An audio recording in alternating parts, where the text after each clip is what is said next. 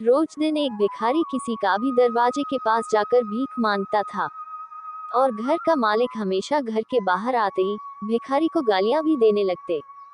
तू जिंदा क्यों है? पूरी जिंदगी ऐसा ही बिताओगे क्या? धरती का बोझ क्यों बना बैठा है? मर क्यों नहीं जाता? इतना कुछ कहने पर भी भिखारी के मुंह से सिर्फ यही निकलता, हे भगवान, इसके पापों को माफ जरूर करना। एक बार सेठ बहुत परेशान था, तभी उसके दरवाजे पर वही भिखारी आया। गुस्से में सेठ ने उसे भिखारी को पत्थर से मार दिया। पत्थर लगने से भिखारी का सर पर घाव हो गया और उसके सर से खून बहने लगा। फिर भी दर्द से भरे भिखारी ने इतना ही कहा, हे भगवान, इसके पापों को माफ करना। इतना कहकर भिखारी वहां से चला गया। सेठ सोच में पड़ गए। भिखारी को पत्थर मारा, फिर भी उसने सिर्फ प्रार्थना की। सेठ का गुस्सा शांत हुआ। भिखारी का रहन सहन जानने के लिए सेठ ने भिखारी का पीछा करना शुरू किया। भिखारी जहां जहां जाता, सेठ उसके पीछे पीछे जाता। सेठ ने देखा कि कोई उसको खाना देता तो कोई उसको अपमानित करता, कोई गाली देता। लोग भिखारी के साथ चाहे जैसा भी कर लेते, लेकिन भिखारी सबके लिए एक ही प्रार्थना करता, भगवान तुम्हारे पाप को माफ करें।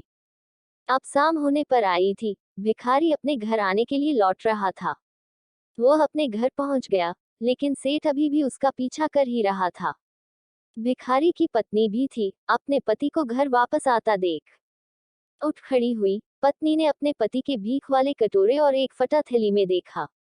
उसमें सिर्फ आधा ही बासी रोटी थी। उसे देखकर वह बोली, आज बस इतना ही मिला और आपके सर से खून निकल रहा है। यह चोट कैसे लगी? भिखारी ने कहा, आज बस इतना ही मिला। किसी ने कुछ दिया ही नहीं। सब ने गालियां देने लगे और एक ने पत्थर से मार भी दिया। ये सब भी हुआ। भिखारी बोला, हाँ, मेरे ही पापों का फल है। तुम्हें याद है कुछ सालों पहले हम कितनी अमीर थे? क्या कुछ नहीं था? हमारे पास हर चीज जरूरत से ज्यादा थी, लेकिन हमने कभी दान नहीं किया। और उससे भी बड़ा हमने उस अंधे भिखारी के साथ किया था, जो हमारे घर पर भीख मांगने आया था। इतने सुनने के बाद भिखारी की पत्नी के आंखों में आंसू आ गई। वह बोली, हाँ, उस बेचारे अंधे भिखारी के साथ बहुत बुरा करते थे। उसे खाने के लिए रोटी नहीं दिया करते थे, उसका मजाक उड़ाया करते थे। हमने कभी उसको रास्ता नहीं दिखाया और वह हमेशा दुखी होकर यही कहता था, भगवान तुम्हें तुम्हारे पापों की सजा देगा। भगवान तुम्हारे पापों की सजा जरूर देगा। यही श्राप सच हुआ और हम इस दुख भरी जिंदगी में जी रहे हैं। इसलिए मैं किसी को बद्दुआ नहीं देता।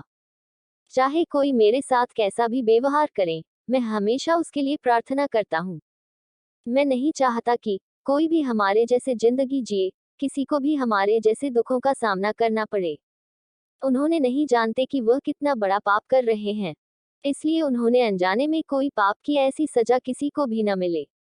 मैं ये नहीं चाहता कि किसी को श्राप लगे। सेठ वहीं पर छुपकर यह सारी बातें सुन रहा था। अब सेठ को सब कुछ समझ में आ गया।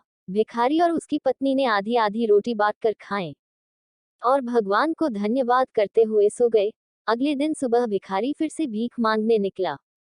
सेठ के घर के पास पहुंच जाते हैं। सेठ ने पहले से रोटी उसके लिए निकाल कर रखी थी। उसे देते हुए सेठ ने बोला, माफ कर दीजिएगा बाबा, मुझसे बहुत बड़ी गलती हो गई थी। भिखारी बोला, भगवान तुम्हें भला करे, कहकर वहां से आगे चल गया। सेठ मन ही मन सोचते रह गया और फिर उस दिन से गलत व्यवहार करना बंद कर दिया। इस कहानी से यही सीख मिलती है, वह बड़ी ही आसानी है। आदमी चाहे किसी के बारे में बुरा कहे या भला करे, लेकिन भगवान कर्म के हिसाब से उसको फल देता है। भगवान नहीं दिखता है, लेकिन यह बात बिल्कुल सच सच है। उसके खाते में सब कुछ का हिसाब बहुत बहुत पक्का होता है। इसलिए जब किसी के लिए कुछ भी करो तो अच्छा ही करो, नहीं तो भुगतना ही पड़ेगा, पक्का है। इस कहानी को औरों तक पहुंचाना चाहते हैं तो वीडियो को लाइक जरूर करें, ताकि इस वीडियो को YouTube और भी लोगों तक पहुंचाएं।